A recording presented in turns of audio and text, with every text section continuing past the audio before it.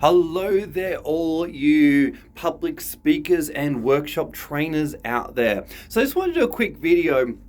And I know recently I've been sharing a lot of tips around audience engagement, about getting over your nerves, about handling large groups, about all these different topics. But today I want to talk about one of the basic fundamentals and one of the things that can take you from professional to amateur in the minds of an audience member in split seconds, right? You see, as a great trainer or a great facilitator, more and more these days, technology and being able to use technology is becoming an unavoidable fact, right? We have to be able to use technology. And what we find these days, though, is that great trainers need to be great without the technology, and the technology is an add-on. Now, that might seem like a common sense statement, but we need to recognize that sometimes people default to technology to run the session for them, or they run to technology because that's just the easy thing to do. But all of you would agree watching this video that when someone is up on stage doing a public speech or even training a workshop or whatever it might be, instantly when that technology fails,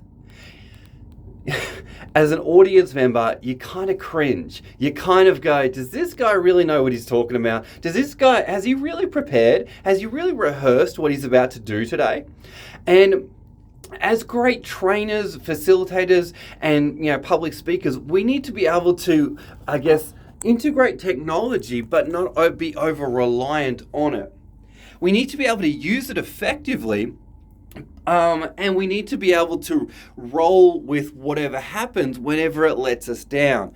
Because if you're watching this video, guaranteed there has been a time when technology has let you down. Now, when I say technology, I mean PowerPoint presentations, I mean videos, I mean Zoom, I mean Teams, I mean WebEx, I mean anything that you're using that is technology that would enhance your presentation. Now, my philosophy and the thing that I tell all of my coaching clients is that ultimately you need to be great as a presenter, and then the technology is an add-on. It's not the base of who you are. It is something that you add on, okay? Now, I want to share with you 3 simple things that you really need to embrace if you are going to have a good relationship with technology, so to speak. So the first thing I really suggest that you do, number 1, is back up. What I mean by that is if you are going to deliver a session on Zoom and Zoom's not working, what's your backup? Okay, if you're going to do an online quiz and use Kahoot and Kahoot fails, well, what are you going to do? What's your backup? All right. If you are going to use PowerPoint and for some reason your PowerPoint's not working, what's your backup, right? Great presenters, coaches, facilitators, mentors, speakers from stage always have backups, and their backups are so subtle that as an audience member you wouldn't even realize that someone's using a backup option. All right. Second thing I want to really suggest that you do is test it. Now, again, this may seem like such a common sense thing, but yet, as we all know, so many times common sense is not common. If I'm going to show a video, or if you're going to show a video, I highly recommend that you check it 1 hour beforehand to make sure it plays. Then I want you to check it 30 minutes beforehand, then 45 minutes beforehand, then 5 minutes beforehand, then even 1 minute beforehand if you can. I really encourage you, test to make sure it works, okay? Because you can never make the assumption that technology is always going to work for you, all right? Test, and just make sure that everything plays just the way that you want it. And if you don't, then come back to step number 1. If it doesn't, come back to step number 1, where it's backup, right?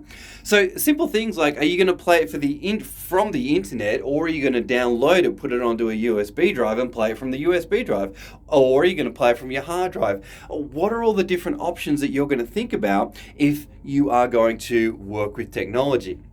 Or showing a video, or whatever it might be. Number 3 is rehearse. Rehearse. Okay. So so many times technology does fail us, but the worst thing that we can do is panic. Okay, the worst thing that we can do is get flustered.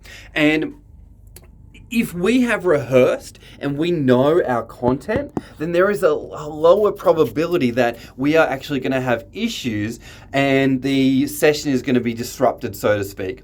So I say to people, I say to coaching clients all the time, rehearse, rehearse, rehearse, rehearse, so that if something does happen, you're like, cool, I can roll with that, and you are not stunted or, it throws you off your game, so to speak.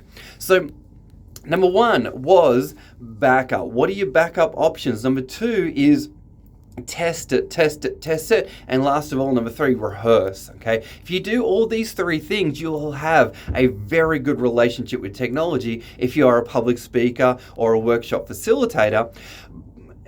I really want to remind you that instantly, if tech goes wrong, the audience are starting to have negative thoughts very quickly, and it's very tricky to recover from a tech failure, and that's why you've got to prevent them at all costs. All right, so if you like this video, certainly put a comment, do what you do, and certainly like, subscribe if it's on YouTube. But thank you so much for watching the video. I hope you got some value from it, and all the very best as you are out there presenting on stage or running your workshops. Thanks. Bye for now.